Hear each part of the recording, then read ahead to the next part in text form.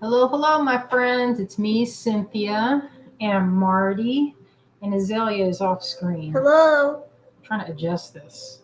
That's awfully tight. This.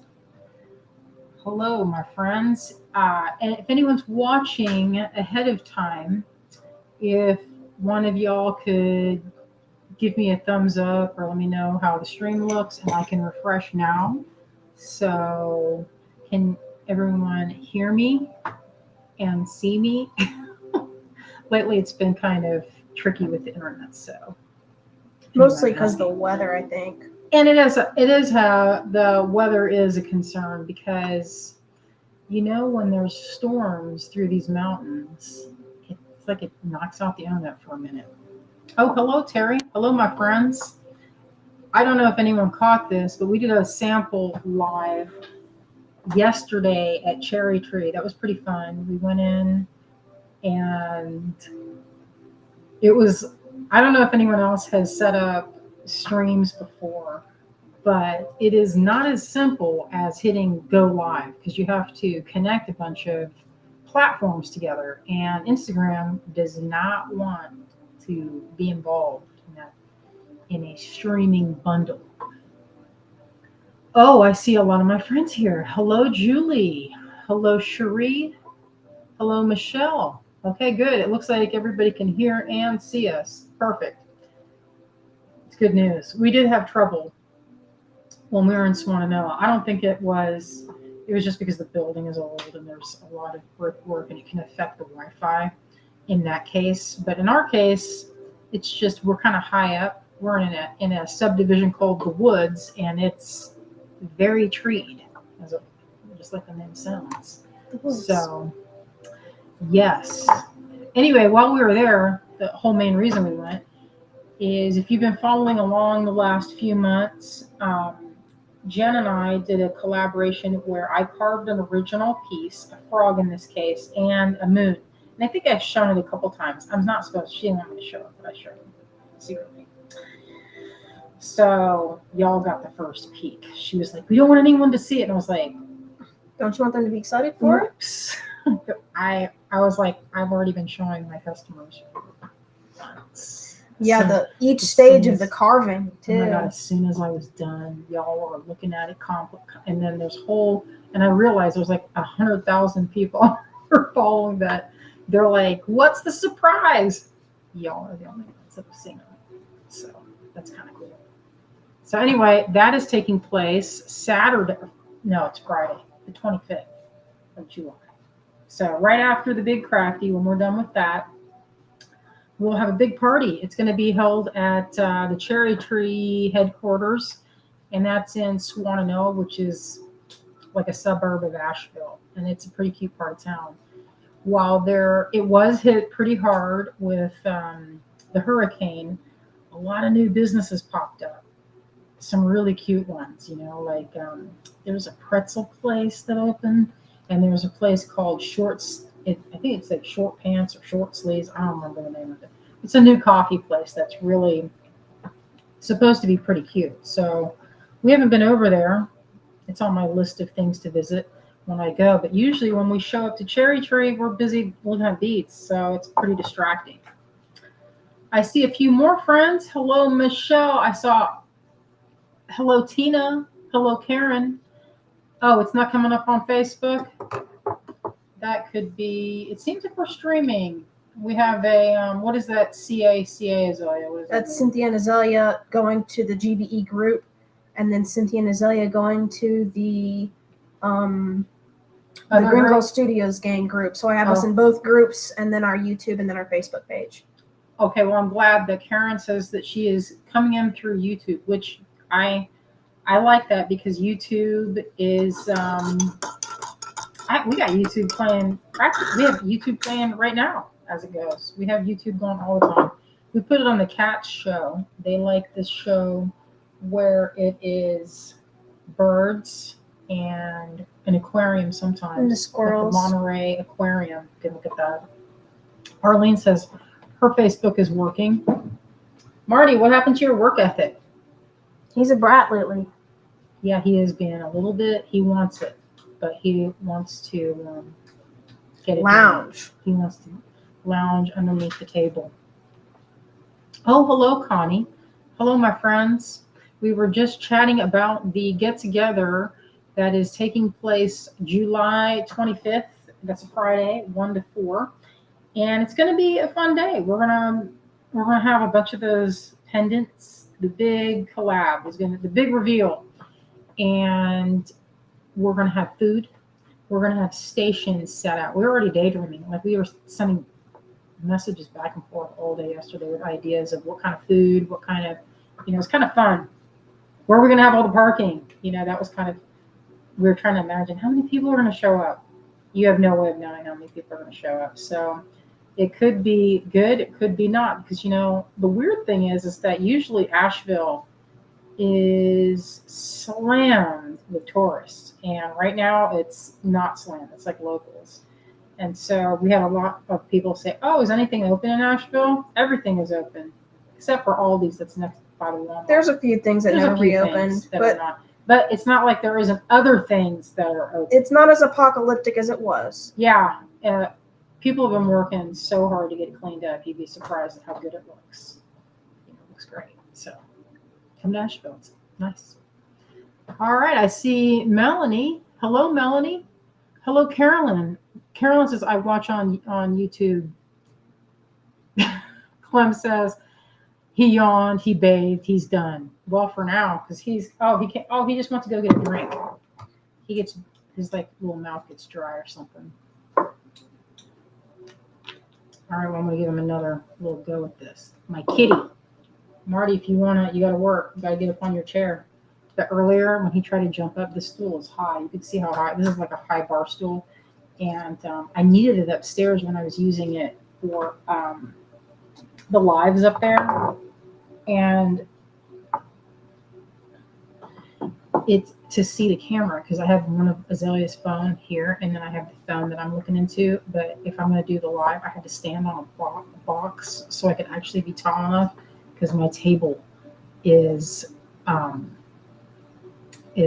what you call it? It's tall. It's a tall workbench. Oh, hello, Alice. He fell down. And he did fall down. He slipped like a few minutes ago. I heard the huge thud. Yeah, it was not. He was having a hard time. I see Melanie. Hello, Melanie. Hello. Hello, Morphing and Designs. Hello. Let's see who else is over here. Paula. Paula tried to buy more clasps from Cherry Tree. The best way to do that is just email them and let them know. Liz, she's there every day. And if you send a message, you can say, hey, I'm looking for, you tell them what they're looking for, and they'll order them. And they will do all the waiting for you. So that's a good thing. And then you can apply the coupons too. So keep that in mind. Clem says, did he bounce when he hit the floor? No. Probably a little bit. Maybe. Honey. Azalea, help him. Why? I'm comfortable. Azalea, help him. Hello, Cecilia. Here, let's lift that big boy. He wants to get up, but he doesn't want to deal with trying to climb, because it's tall. Okay. And he's heavy. He's a little bit heavy. He got to 20 pounds because he likes to eat. It's not because he is big bone. He's a big bone. Nobody was thinking he was hungry. Oh, so today I have my wax things out. I got to get cranking on this so that I have some new things to share. So one of the things I had a few people say, are you ever going to show the process of how the waxes are made? Now, I would do that. It's a little warm because we work in the garage, and it's hot in there, and the lighting is not great right now. So I thought, hey, we could bring up some of this stuff so that people can see. And it has Marty's hair all over it.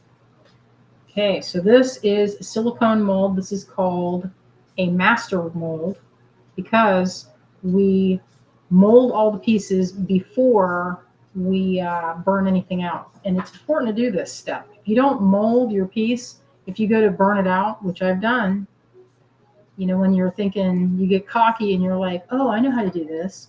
And then what happens the one time is your stuff gets ruined because you're over enthusiastic or whatever.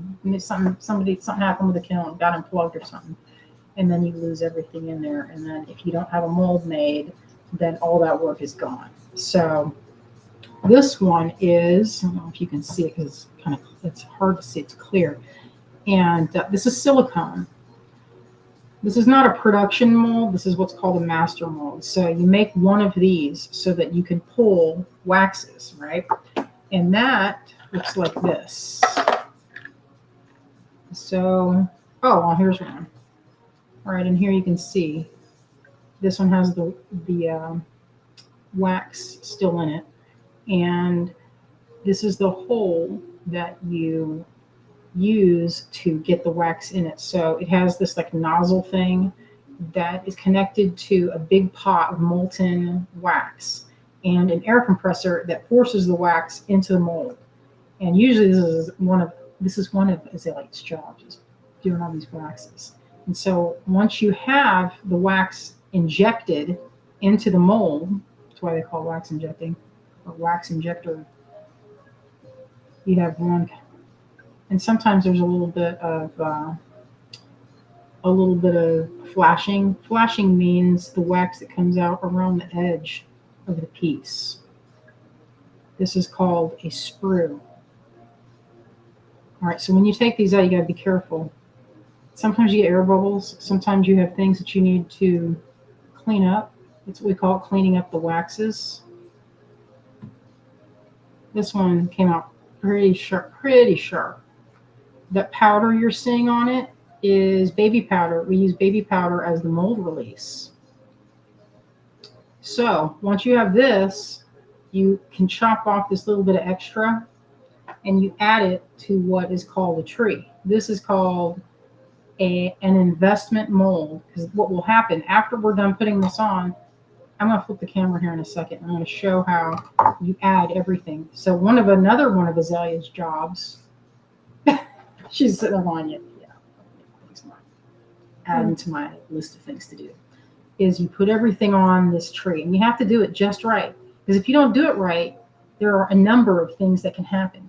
The main thing that can happen is they break off inside in the plaster, because there's a canister that fits over this, and you pour investment plaster on top of it and you let it sit. And if you don't have these things stuck on there good, they fall right to the bottom. And what you're left with is a little hole where a piece should be, but there'll be nothing in there. And it's just stuck in the plaster. It doesn't come out. So it takes some precision to put together a wax tree. Now, it's one of those things you kind of have to, you work up to, the getting everything perfect. It takes a lot of skill and precision to load one of these up. Usually, whenever I do it, they kind of have to be redone because I'm not good at it. Greg is good at it. Azalea is good at it. I am better at other things. What way? In what way? What are you better, or what? Well, are we because better some at? of them don't. I don't have. They have to be at a certain angle for the wax to flow into the mold. So if they're like this, if you put them in like this, they'll never fill in, because the metal flows into this part. All of this will be hollow, and molten metal will be shot into it, either like turned upside down.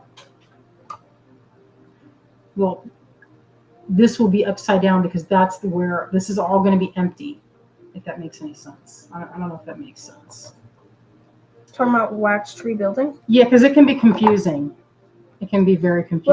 Well, if you look at the base, a metal cylinder goes around on the inside of that rubber base. So you basically line everything up at an angle where you know that the cylinder is not going to hit it when you put it on it, and then like flake all the things off. You can't have any of the wax pieces touching the metal cylinder. No, nothing can be touching. It has to be all the waxes have to be completely encased in plaster. So you have to make sure you go at an angle where you know that it's no wax is going to be touching any part of the metal cylinder that goes around at all, the flask.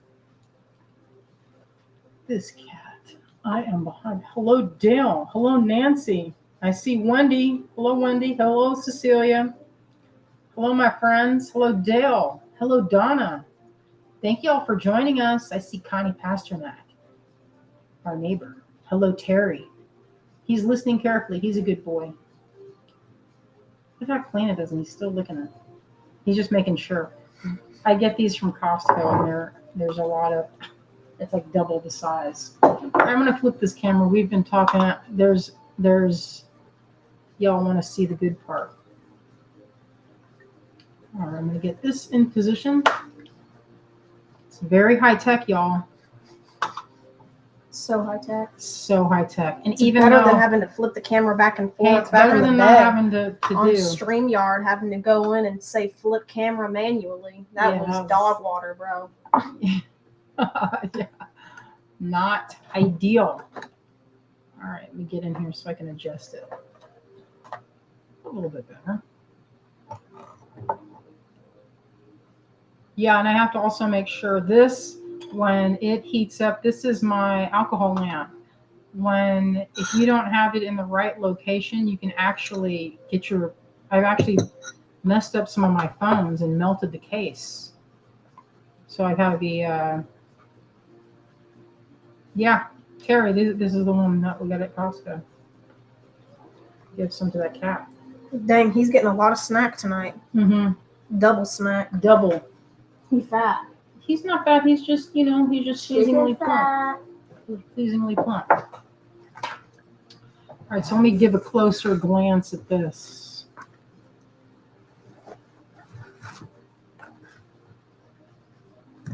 All right, so this is what's called a master mold. Wax is shot in through here. Of course, you keep it closed, and sometimes you rubber band it, and we can put, to keep it from blowing out, you can keep clamps on each side, and then you put the thing in, pretend like this is the wax nozzle, and you push it up against it, and then it just fills with hot wax. You let it sit a minute, and it cools. If you try to open it up too early, it's like opening up a resin mold before it's set up. It's the same thing. It's all gloopy, and it's messed up, so you can't use it. So you have to let it sit. Oh, the rose bronze pellets, but has a high melting temp. Yeah, what you want to do with that is Carolyn, what you do is you get a tuna can and put it on one of those coffee heating things, and then you can dip stuff in it and you can play with it. And I have my own recipe. This is mixed with blue and red to get this coloration. Oh, I see Ann Gardan. Hello, Ann. Hello, my friend. Are you home yet, Ann? Yeah, are you home? We were wondering. Curious. All right, so let's look at this tree again. It's kind of dusty because it's been sitting. So this is, let's see, a couple of clasps, or 3 different kinds. The koi, the heart, and the cherry blossom. All right, so in this, I have denatured alcohol, which if you're a California person, you will know that is off limits. Okay, I'm checking this so that nothing is in the way. Because this has residual heat and it can melt your stuff. So I don't want it to melt my lights or anything. So this piece, here's what I was talking about with flash. This is flash. My optimizers. And we've talked about this before. Let me see if this is the brand I get, Optivisor. Let's see. Can you see that? Made in the USA. Or by Donegan Corporation.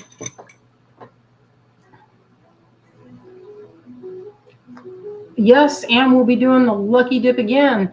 I'm running low on that stuff. Once that batch is out, I'll look around in my studio. I have a bunch of bowls of beads that I need to go through. That'd be perfect for that. As far as the other one, it's getting kind of low. I know I said in one of them, I'll never be out. But what I guess what I was trying to get at is that I will always have beads that will be on my desk in bowls. But as far as that particular blend, I'm kind of running low. Azalea put something. We're trying to figure out how to put it on the website. I did not do it. Yeah, it's not easy because then, you're like, what if someone wants, how do you measure for this? So I just broke this off, so I'm going to put it back on. But first, what I'll do before I do that is I'm going to clean up the flashing.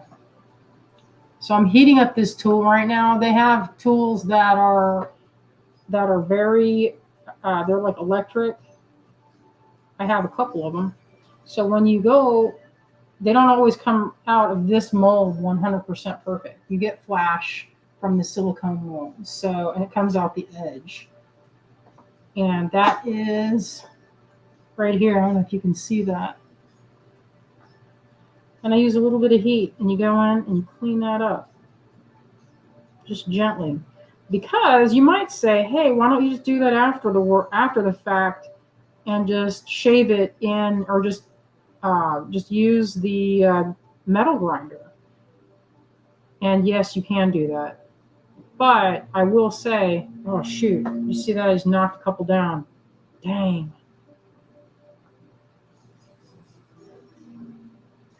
Making a wax tree is pretty challenging sometimes.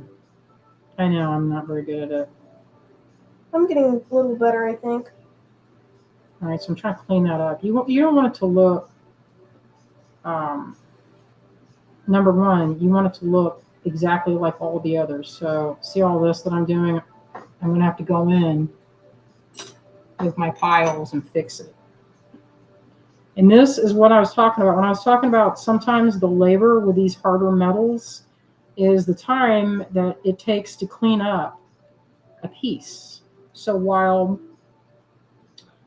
it might not look like, you might be like, well, that's not too bad. If you multiply that by a bunch of them, then that time is, multiplied. All right, that looks pretty good. I'm going to put on this sprue back on there. I'm going to hold it in place. Oh. I'm going to try and get this in one shot.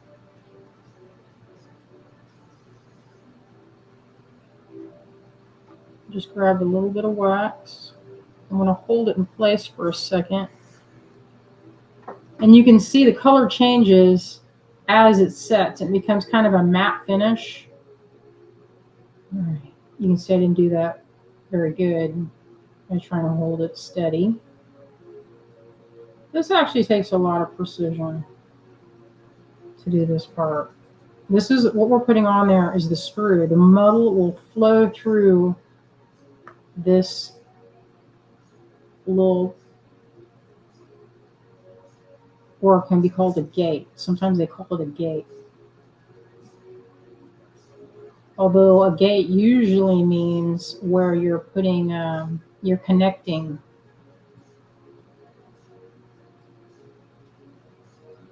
You're connecting a couple of spots so that the metal will flow. So technically, this is not a gate. This is more a sprue. A gate would be like if you were trying to connect a piece like this. So I have these, and you can see this is a ton of flash. This is flash. You see all this business on the edge? See all that? That's flash.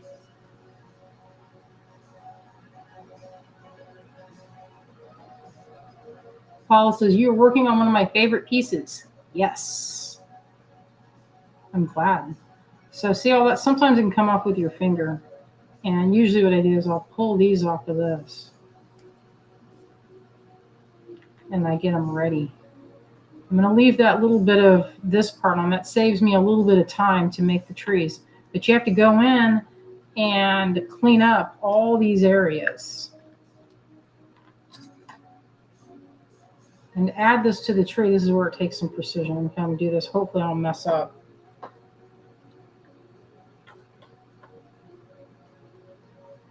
If you hold it in place, I'm bracing my finger. Try to get it lined up.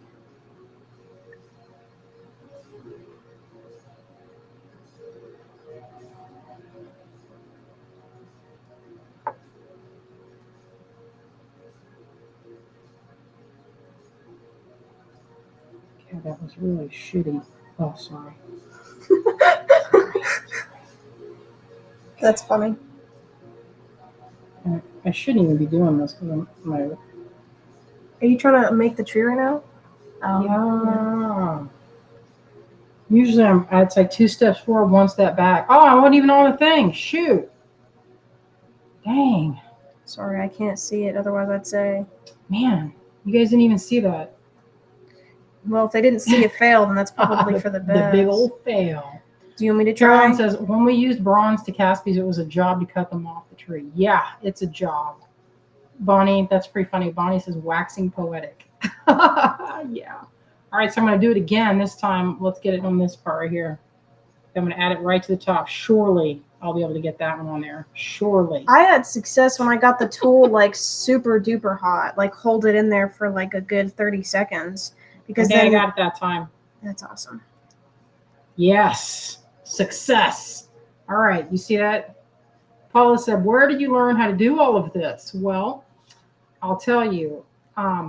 I learned to sculpt at the Columbus College of Art and Design early on. Actually, I take that back.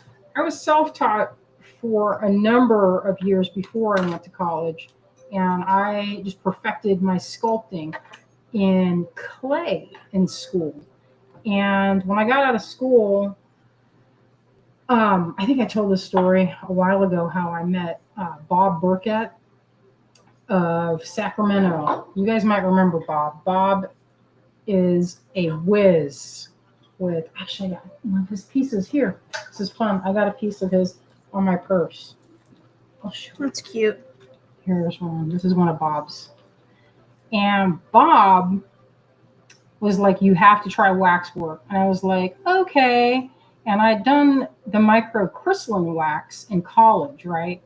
Microcrystalline and jeweler's wax are two different things. They are not alike in any way, shape, or form. And so practicing this wax was really not that fun. And Bob was like, all you have to do is learn to sculpt a foot. And I was like, listen, I don't want to sculpt a foot. That's not, how is that going to be helpful? And I practiced sculpting trying to sculpt the foot, but what really did it, and I will say this, Bob really introduced a lot of techniques on the wax itself, because I didn't even know it existed. And he showed how to build a tree and make a mold with this kind of wax. But before that, I was making everything in Sculpey or stoneware or epoxy putty. And that, I don't know if you've ever worked with those things, but those are not conducive to like making kind of delicate type things. It's more for a little bit chunky type thing. And so I had a lot of problems learning waxwork. I didn't get it. It took me a long time. And you know what it was that I finally got it? I mean, I spent hours trying to get, just sculpting this foot, going over and over, like trying to get it. And one time my friend came over. It was actually Laura Belkin. I don't know if she remembers, if Laura's on there. But we were chit-chatting around the dining room table, and I was like, you know what, let's play with this. You know, Bob said it was so easy. And I watched him a million times, and I had a lot of problems because it wasn't what I was used to. I was used to a more additive type of sculpting. And waxwork is a mix of additive and subtractive, meaning you're taking away and you're adding. Like right now I'm adding. I'm cleaning up this branch. That's called cleaning that up. And we were sitting around talking and laughing and like being goofy. And all of a sudden, I look down and I have a little tiny figure. I think I still have that figure somewhere. And I was sitting there going, how did this happen? But I think what it was months and months of just playing with the wax. And, you know, I was getting pretty frustrated because when you put an expectation that, hey, I can carve. I already knew how to carve. And how come it's not looking good? That's pretty frustrating. And I was kind of, I don't want to say an like overachiever, but I was kind of, I don't want to say used to being the best because it sounds like I had quite the ego, but I was pretty good, you know? And I had people tell me all the time how good. And working with wax made me feel not that good. And it was pretty frustrating. So I was kind of resistant, you know, whenever it came up. I didn't want to do it because I wasn't very good at it.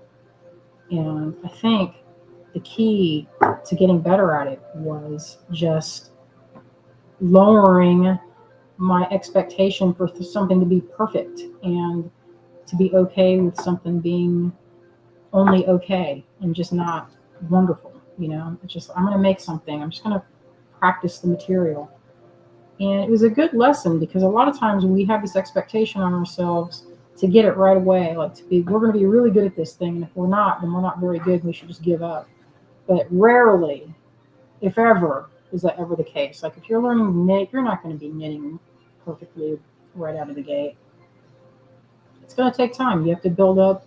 What I didn't realize was you have to build up muscle memory to even know the moves. And what really helps with wax work, I mean, anybody can do this and get it sent off to a place, get it molded.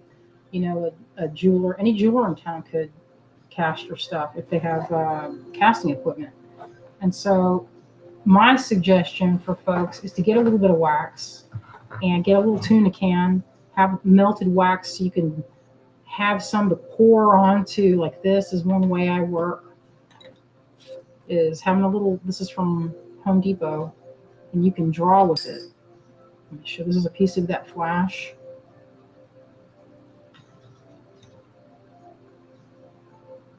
And this is one of my little things that I learned my own, was drawing with it. Everybody has a little bit different technique. So even though I might have learned from, you know, I learned also from Carl Klassmeyer, was a good teacher. He taught me about hinges, and that was pretty fun. But what I've learned is that everybody, including myself, has their own way of doing things when it comes to this. And for some watching, if you're a traditional jeweler, you might be rolling around in agony right now watching me do this, because I know when I showed this to a professional jeweler that was from I think they were from Australia, they were like, "What are you doing?" And I was like, "I'm doing wax work." And they were like, "I've never seen anybody do wax work like that before." I'm like, "Well, brace yourself, because it's okay to be different." Even though, and a lot of times it's funny because like the jewelry industry is very, very secretive, especially fine jewelry. People don't want to share that information because it's hard won. It used to be that if you wanted to learn this, you had to get kind of an apprenticeship, which is, and you know, that's what I had with my friend Bob, was that, you know, while he was showing me stuff, I traded my cooking. I'm a dab hand at making Filipino food, and I kept him fed, and he showed me wax techniques. That's funny. And he would, if he were listening, maybe he is. Bob sometimes sneaks up on our lives. Bob, you remember those times when I put a pan of babinka? That's like a coconut dessert. Coconut cake. It's really dense. It's rice flour. A coconut pudding cake, I've heard it called. Yeah, it's kind of like a bread pudding. I make a good babinka. Yeah, Zelia has all that.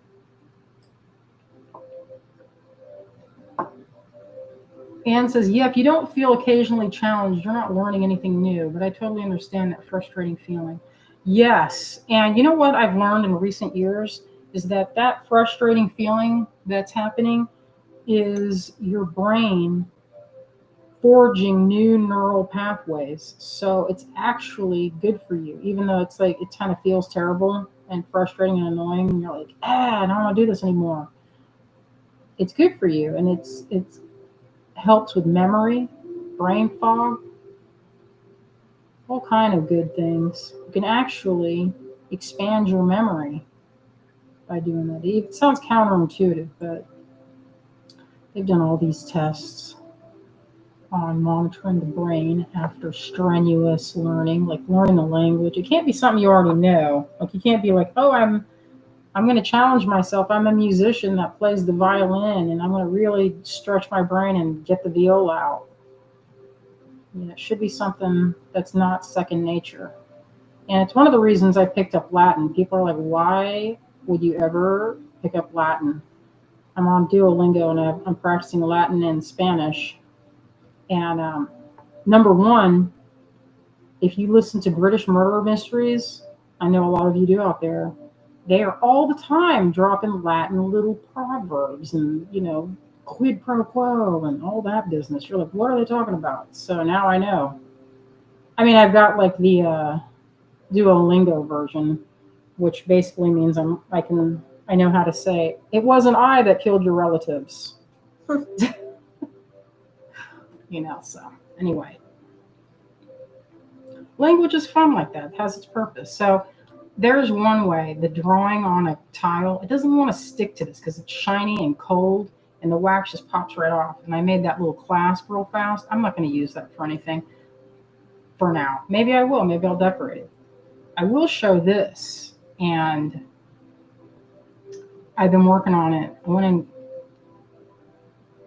graved out some detail to catch the patina. So there's a texture on here. I don't know if you can see it. But if you add a little bit of a texture, it's a good place for the darks. Like we have a product called Black Max that we occasionally use. You can use liver of sulfur, different things to patina. Patina paints. And these little divots will be a spot for that to get, it's like roughing up the surface before you paint. And so it's a contrast between the shiny, which will be these raised points, and this kind of matte finish edge that I'm doing. See how like this little cross hatching? That won't be really visible unless I polish it out with files.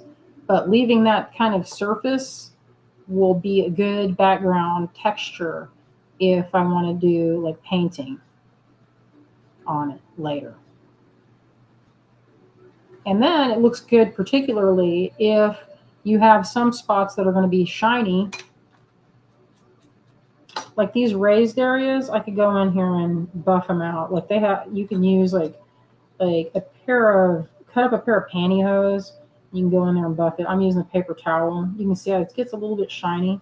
There's another thing called fire polishing, but I fire polished earlier and I melted the whole face. So that face is recarved. So fire polishing will bring this lamp, and I'm going to hopefully not destroy this, but take a look at it now and see how it's not super shiny, but I just buffed it. So watch what happens. I'm going to hit this with a flame. I'm going to move this out right after. And you got to do this fast. If you let it sit for more than a second, it will melt all of your detail. Okay, here I go. 1, 2, 3. See that? Did you? It's not really correct. Let me see if I can do it again. Hopefully I don't melt the whole thing, which I've done before. There, you can see it a little better now. See that it got shiny on the tops? Now, if you do it too much, guess what happens? It'll melt completely. I've done that to my stuff before. It's so easy to do. So easy to do. Carolyn says, do you use alcohol in your lamp burner and your tools to carve? Are they steel? Yes. Yes, they are steel. This is denatured alcohol. If you tried to put in, and I tried this, regular rubbing alcohol, it only burns for a few seconds. Or and there's clear. Oh yeah, I forgot Chris's about this. trauma. Chris Dosher, Kate's husband, had some pretty bone deep trauma when we had him stop at the grocery store at 9 a.m. because we were leaving for the trip. This was the retreat. This is for the August. retreat. And Chris was supposed to get, we were like, what? So remember, you couldn't get denatured alcohol. We couldn't get California. denatured alcohol at all. And so Chris went up to, he had that in his shopping cart, and the gal at the register was like, she looked at it, she looked at him, and she goes, at the end of it, she goes, stay safe out there. And he's like, I'm not drinking this. And she's like, yeah, Yeah, stay safe, man. She totally didn't believe him. And he's like, that's our local grocery store. Bless his heart. So anyway, that was, you can't use Everclear, turns out. Because there's too much water. The water just causes the flame to smoke. So if So you're in bro was California, traumatized for nothing, basically. yeah, he was traumatized for nothing. I don't know what you do. I guess you could use some other kind. We tried all different kinds of things like alcohol. We tried oil, and boy, that made the tools turn black. That was no good. This is going to be the matching. It's not matching, but I think they'll look cute together. The Little Mermaid, she's got hold of a seal, and I'm trying to make it look where it doesn't look like she's just got a big old bag of groceries, and it actually looks like a seal. And that's the back of it. So you guys saw me at one point change the tail because I had it in the back. But if you put that on some kind of, if you put it on like a bracelet or whatever, you wouldn't see her tail. So it begs an important question though. If a mermaid could grocery shop, what would be in her cart? Yeah, well, that's going to be a seal. It's going to be cute. And so what else I have going on here? Let's look at my yield. Well, I did this during a live, and this was a sample that the never-ending quest to get a clasp for these guys. I love these Tila beads with all my heart, and I bought this from a friend of mine. She's got a really cool Instagram page, but sometimes it kind of gets on my nerves how, even though it's not supposed to stretch, sometimes it'll stretch, and it has it's now it's like loose, like a loose tooth. So this isn't terribly uncomfortable by any stretch. It's pretty nice, but I would like it better if this had like kind of a more professional looking clasp, or like a more just something that looks more finished. I think this looks good, but this is, it has little silver crimps. That looks pretty good. But to tighten it, you have to do one of these, and so it's kind of like, it's not. I don't know. I just don't like this part, I guess. Oh, Chris gets the reputation for the shopping trip. Yeah, they had plenty of trips where Chris was carrying around when they were in Paris last. He had to carry this big, huge, like, what was that water thing that they were from that place? It had like the magical water, and they carried this jug that they got at the flea market and had to carry it. Just like I carried it 6 blocks and up these super narrow steps. We were all laughing our heads off. He was like incredulous at our laughter. It was pretty funny. He says funny stuff. I miss Kate and Chris. I know, I miss them too. We have a good time when we're together. All right, so this is the clasp for that. And you're right, fire polishing and lamp work will remove chill marks in glass. I took Azalea there's a new museum and workshop of glass that just opened in Black Mountain. See, things open up. It's a pretty nice like gift shop museum, very high tech in the back. And she was like, I want to do this. And I said, get ready. I said, do you know how many lamp workers I know? Just right off the top of my head. Half my friends are lamp workers, and I also know how to lamp work, and your dad knows how to lamp work. Mm-hmm. And I was like, if you brush up on your basics, then you can go out and take a class, like a workshop with Kevin. You don't want to be like super new. You want to have some skills before you go on a workshop and learn how to make, what's that? The mosaic? I'm thinking of it. Mosaic, I'm thinking of it. Marini, that's the word. Caning, Marini. So this is one idea. This is the one I came up with right on the spot. And I don't know if I love it. I'm pretty sure that I don't. So this one is not the one that we're going to go with. But I could, there's possibility. You know what I mean? Maybe it's better this way. I like the idea of something having a rustic shape. Here's the other one. So this is the one that I'm working on now. Right now it's kind of giving me a vibe of a zipper. So we will be immediately changing that. As soon as I saw that, I thought zipper. I don't know if I can live with it. So I don't think that looks like a zipper. this one, I worked on it a little bit, but I want to make it where this is not plain. Like there's some kind of design. Maybe like in an old tile A shape. bug. A bug, something. And you know what? There could be different ones. This could also be extended a hair, so it's a little bit longer of a space. So let's see how it looks. I wanted it to match it exactly. You know, the reason I'm making it is because when I looked, I bought a bunch of Tila beads and I was going to make a kit. And I thought, what do the clasps for this look like? I'll look at what TierraCast has. And guess what? Nobody has anything. So there you go. That's why you make things, because it doesn't exist. So you go make it, and then it does exist. So what do y'all think about this design? Me and Abby Berta of the Bead Place are going to collaborate. She's going to be the first one to launch this. We'll do it in a few colors. And I'm thinking floral or star design. Maybe kind of a folkloric type pattern. I don't know. Oh, Marcia DeCoster. I haven't heard her name in a minute. What do you guys think? Cecilia says nice.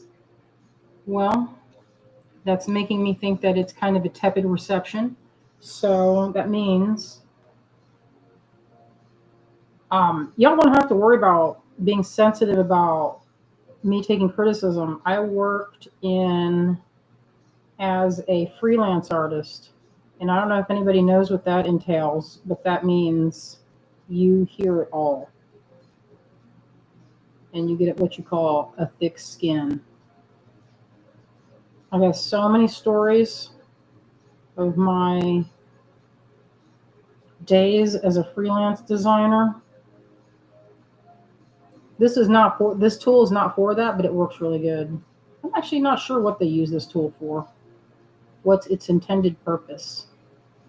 Because I think it's a dental tool. But why would you ever need to scoop like this? I don't know. Clem says, I really love it. Cecilia says, I'd buy it. No, that's good. Very good.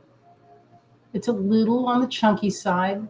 And so what that means is that I'll want to make it a little less thick, because what you don't want is your clasp to be a nuisance and being like the heaviest thing on your piece. That's what you don't want. If you've sent me, I should just say this. If you sent me an email within the last couple of days, I somehow got locked out of my Yahoo account. So then I was like, oh, well, Azalea will fix it. She fixed it, by the way, this morning. I was getting this kind of two-finger authenticity was. The two-factor authentication. That's funny. That's what it is. Bluetooth. Tina says it does like a zipper. What can you use it on? Well, Tina, I'm making this for this here. Yeah, you have to look at it. Yeah, you could just knot it right here and making it wide enough. You take these here, and that way when you have it, you can have a Tila bracelet.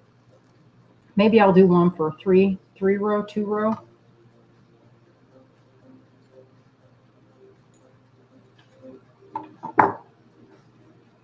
Yeah, you could knot it. You could crimp it. That should hold, could be where the hole goes this way also, right, run in that direction. That's a possibility. This is something that I would like to have manufactured at one of the new workshops in Greece. That was we were pretty excited. Our friend Jill was telling us, y'all know Jill McKay, forever famous for her delightful work on Star Trek: The Next Generation. She says, Cynthia, you're the superhero. And I said, no, Jill. You made things that our beloved captain, Picard, he didn't wear it because he didn't wear any jewelry, but he was beside it. She was like, oh, okay then. All right, weirdo. I said, well, she should be proud of herself. Yeah, I'm proud of her. I'm like, I'll tell anybody that'll listen. Everybody, look, it's my friend Jill. This is my friend Jill. Yeah, I do the same thing. Mm-hmm. I love Listen, Jill. if you're not proud of your friends, who's going to be proud of you? You know, you got to have some. I mean, if I were to wait for my mom to be proud of anything I ever did, I'd be waiting till forever. I'm proud of you, Mom. Oh, thank you, daughter. I'm proud of you as well. Yay. There's a lot of proud moments happening. Proud of Jill. Proud of Mom. We're all proud of each other. It's cute. Tina says, I needed something like that when I was making a bracelet. Yeah, that's what I'm talking about. But you have to just visualize this in metal, and also not as thick, and also like refined and looking good. Wendy's name dropper. Oh yeah. Name dropping. We name drop like 10 times per stream. Well, sometimes my friends, they like it, you know. I don't She see a likes it. problem with it. You know, I'm proud of my crediting your buddies. friends and the people that you care for. It's good for them to know that they're loved. Mm-hmm. You know, Yeah. when all you the name time. drop Bob and Carl and Jill Oh yeah. and Laura. Anytime I like me and Joanne were all the time together, I'll say, you know, because she never brags on herself, I'll be like, Joanne has photographed some of the most famous people in the world, which she has. And because she used to be a photographer for the New York Times when she lived in New York. And I'll be like, she's photographed some famous people. And then if you go to her partner's workplace at the print shop, her photographs are in there, and they're big, great, huge fashion photos. It's like, you never know who's made that work. It's looking better. Look at that, looking cleaner. This is not necessarily, that opening is not going to be, I don't know. Let's see what Karen says. What if the hook part goes into a small like piece? It could. You know what? This could have a hole that's going this way. Cool design. Put your initials on it. That's a neat idea. You'd have to be like, it could be where some of them, I don't know, maybe it could have like, people love things with initials on them. That's for sure true. I've had so many commissions where people wanted me to do their initial over the years. I've often thought about doing initials like different flowers or something. Tina says, like they say, we are our biggest critics. That's for sure. And that's why if you have a friend, you brag on them and let them know that you're paying attention and you're thinking about them and that you value them. You know, it's nice. It's good. What you don't want is if someone like starts announcing your, like all of your flaws. That's more like how I grew up. And but it's like you know, sometimes that's the way, and a lot of, I don't want to say that might not be Asian, because that's not, I don't know if that's cultural, but it's like announcing it, you know. So it's like, you know, my mom would be like, so Cynthia, you know, she's nice, but she's very stubborn, which is true. She's very stubborn. I did like to wear what she called the dead colors. This was, you know, in the 90s where grunge was big. She just couldn't understand. She likes bright colors. Now, of course, it's funny. I just got a pair of sneakers. They are so bright you could see them from the moon. But when I was a teenager, I wanted nothing more than to wear army green, black, or gray. And then Those maybe are brown. some good colors, though. Let's see what's happening. Let's see. What did Clem say? Oh, Clem, I'm proud of your whole family and our awesome gang. I am too. You know what I like is that there isn't a bunch of negativity. Sometimes that can wear on your soul. You don't want that feeling. All right. What part are you talking about? Clem's suggestion. What was that? Clem, what'd you say? I missed it.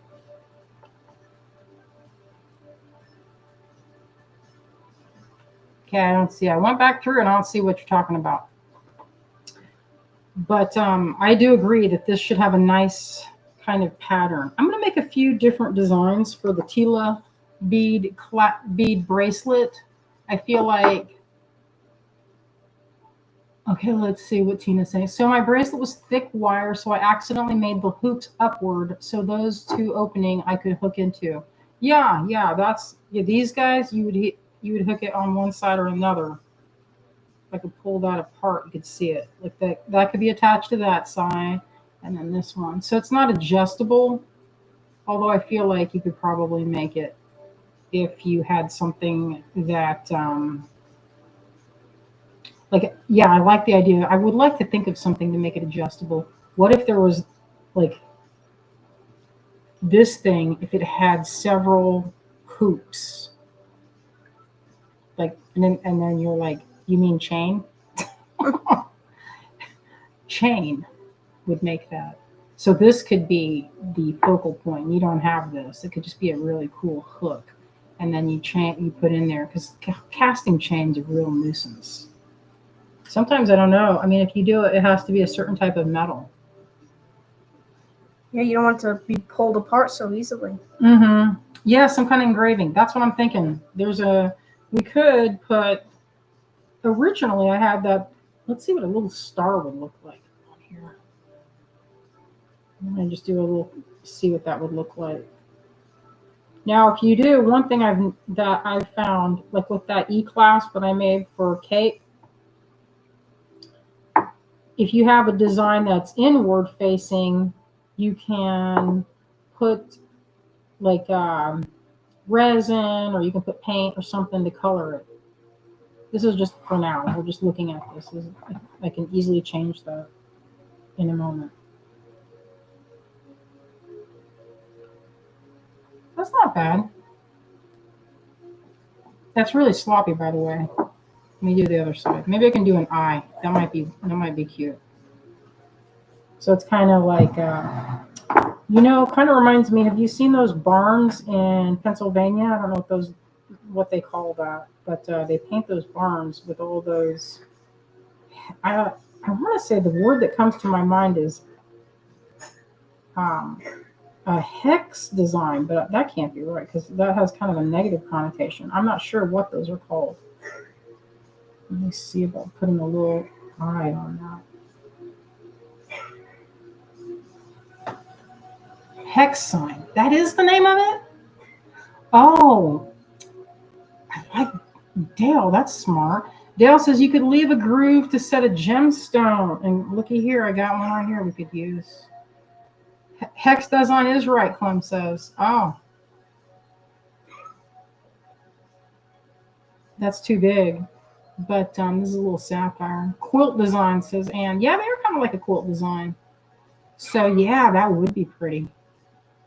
You know, those guys at TierraCast, I don't know, they have resin that they can fill it with. And Jill's hunting for a new person. And they use a material that is, I mean, if you've had any of the new TierraCast, apparently Greece has a pretty good, like, they're known for some of their castings. So I'm pretty excited. I saw some of the stuff that Kate showed me, and looked pretty good.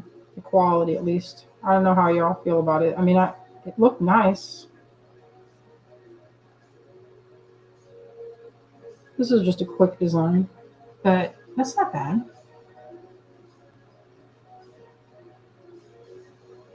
Carolyn said this would work nicely with a triple wrap Tila bracelet. Oh, yeah, I could see that. Yeah. I love that. I love a wrap. Terry says, y'all are my dose of positivity every Wednesday and Sunday. Well, thank you, Terry. We try to be positive. It's nice to have a break from all every time you turn around, it's like there's something on the news. There's something you hear about that's kind of a drag. It's nice to get just for a minute to get a break. Yes, Anne says it will look great with some texture and oxidation. And Tina says you can make them different sizes. You know, we were just talking about that earlier of making a double like a 2-layer, because these are kind of, they're all, the thing about these Tilas is that they are all the same as far as size. They're all like, it's like how this is a quarter of a Tila right here. That's a quarter. I think that's a half. Are there any full ones on here? I don't see the full ones. The full one is 2 of these together, makes the full. Like that. I think so. Huh, those look kind of slightly different sizes there, doesn't it? They're supposed to be exactly the same. So you could, there's a way to put them together. Like, I don't think the stitch is peyote stitch. I think it's square stitch. That go, like, if you did 2 double strands, you could get it to a nice, like, mosaic kind of feel. I have a bunch of these beads, and I would love to make something with them. The only thing is it's time consuming. This is not time consuming. This is a work of moments. And I thought I could sell the heck out of these at a market. If I had the right clasp, which I'm thinking this, could you imagine in different colors? This would be a good one. And maybe something like this, but this being something where it's like this piece maybe goes this direction and is flat, and then you have to do it like this. So it's not easy for a bracelet to come apart. I find if you have something that's too easy to come apart, then it can shake loose.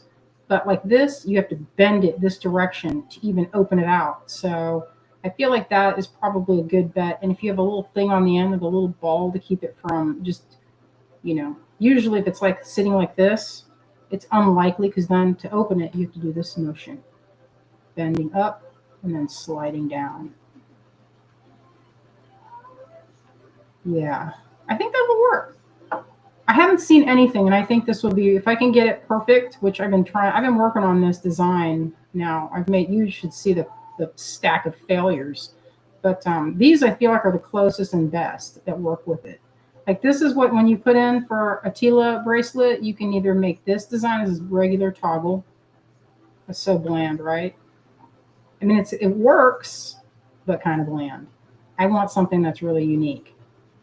And I feel like that's a pretty good start anyway. Oh, thank you, Tina. Tina says you have a winner there. Just gather your last thoughts. I would agree with that. Oh, Wendy says that clasp would look great on that paper clip chain. Yeah, this one, I think you're talking about this would probably look good. This would look good on a lot. I've made this chain in wire for myself many times, all for my necklaces. It's just an easy, but I would make it in wire and then wrap with another type of wire. Arlene says, I really like the zipper-like one. Well, what I'm going to try and do is get it so it doesn't, number one, that it doesn't have a zipper feel. This will cast easier, but I could, if I put the hole going this way, you'd have more blank space to have a design. Or it could be shorter, you know what I mean? You could make it more petite.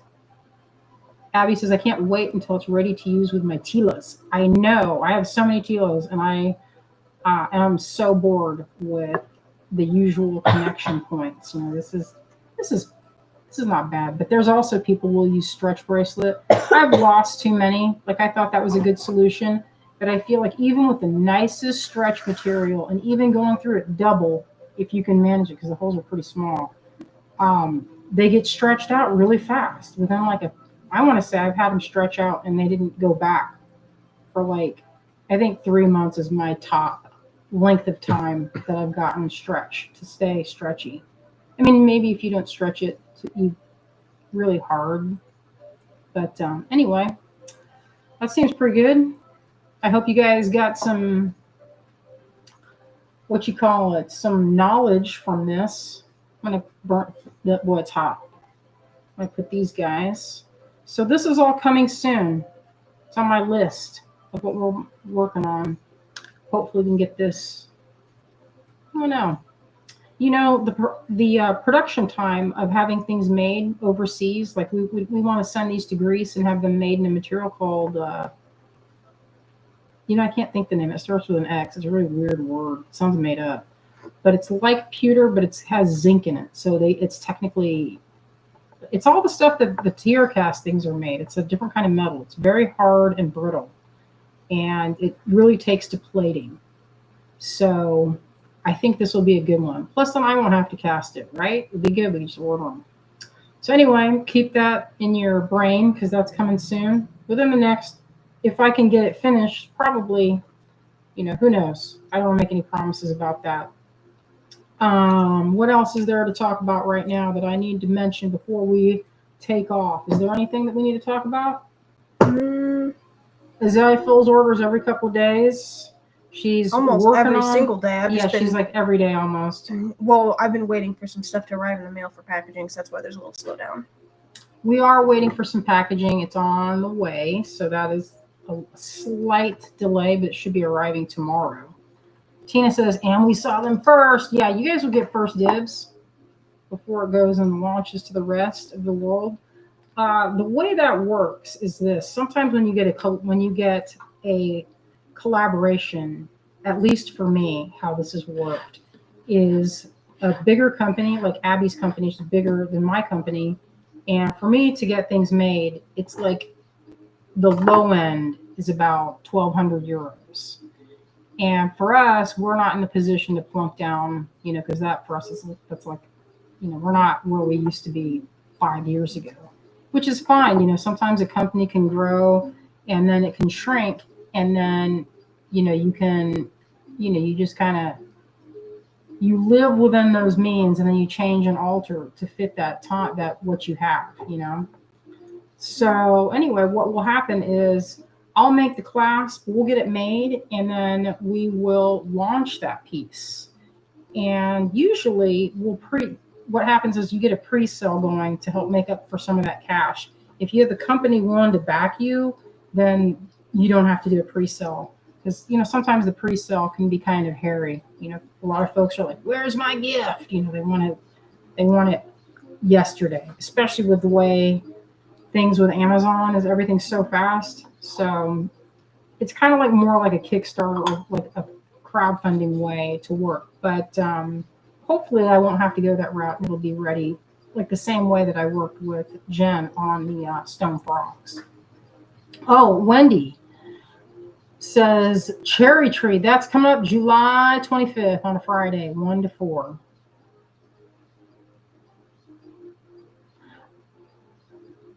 Oh, I will say this. I see it when we had the giveaway, the B coin. Now, one thing about that is what we'll do is if you wait around a long time for a giveaway, then sometimes that stuff, I don't know if y'all have ever seen my studio, if y'all have ever seen that, but Wait, who's asking about B coin? Cherie was asking about the B coin. And if it was for a giveaway, or if it's for some other, like we're waiting on it. Oh yeah, you won that in the giveaway. I'm going to have to dig for it. So that's the only drag part of that. You've got to, like, we had some giveaways that people didn't pay their giveaway. Like all we asked was for the shipping, and we didn't get the shipping for it. And then maybe months later, a person would be like, hey, remember this? And it's gone. It's buried, it's buried under a stack of things, and I got to hunt for it. So I would love to tell you that I have that ready and waiting for that invoice, but that if it was months ago, then there's no hope. Well, I might find one in my kit. No, trust me. If it's a bronze B coin, I done looked for that. Well, since we had problems with our source for bronze clay pretty recently, that's been an issue that we've been dealing with. I have to test the new bronze clay and make sure it's going to work. Sometimes you get this bronze clay and it's not for what we do. It's not made. It doesn't completely center and it just breaks. So that's kind of an issue. We have we have brass B coins. Brass B coins. I have several.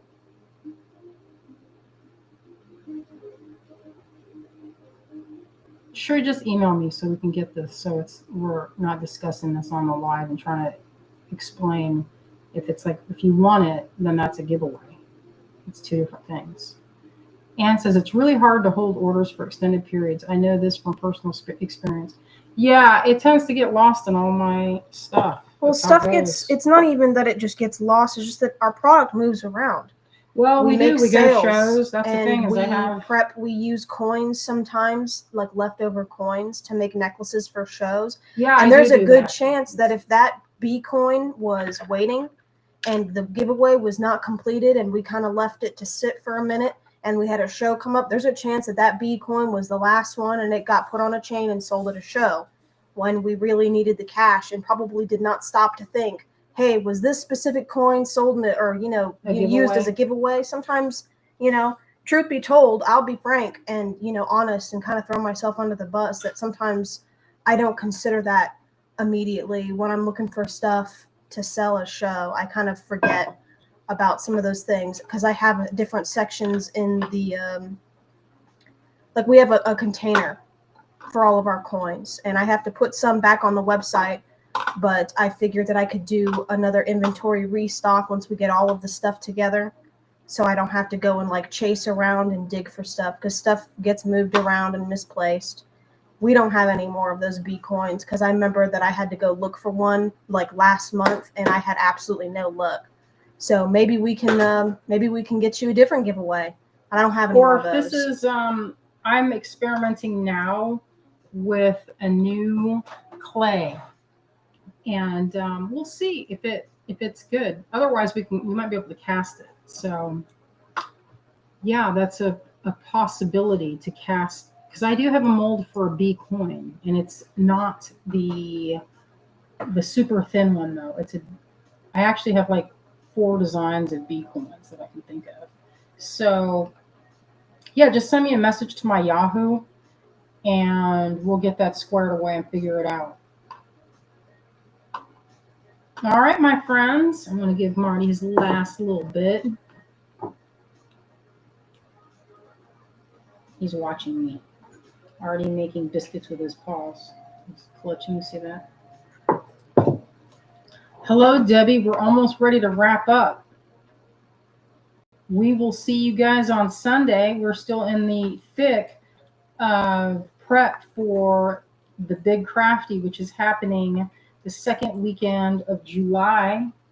We would love to see y'all if you want to come to Asheville. It's beautiful here this time of year. It's not too hot, which is really nice.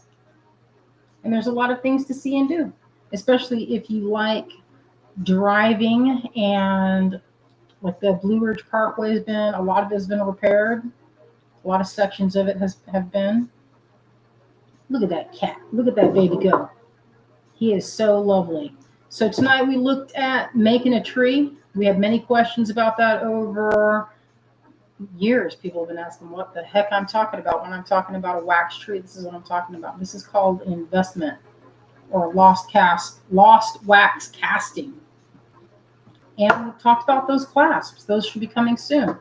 All right, my friends, we will see you on Sunday. Hopefully we'll have a nice gem haul. I've got some lots of things to get organized. There's some new things that it's not new, they're old. They've been in I went downstairs the other day and got out a big cardboard box. And I was like, man, where's this been?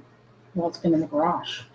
And it was, I don't know how y'all feel about vintage plastic, but I bought it for making these fairy necklaces that had like, I don't know if you've seen them. Our friend, what is it? Gretchen Schuler. Y'all remember Gretchen? Gretchen used to sell that plastic all the time. And I loved it because it's super lightweight and it had this kind of a neat seashell type sound to it. Anyway, I found a big box of that.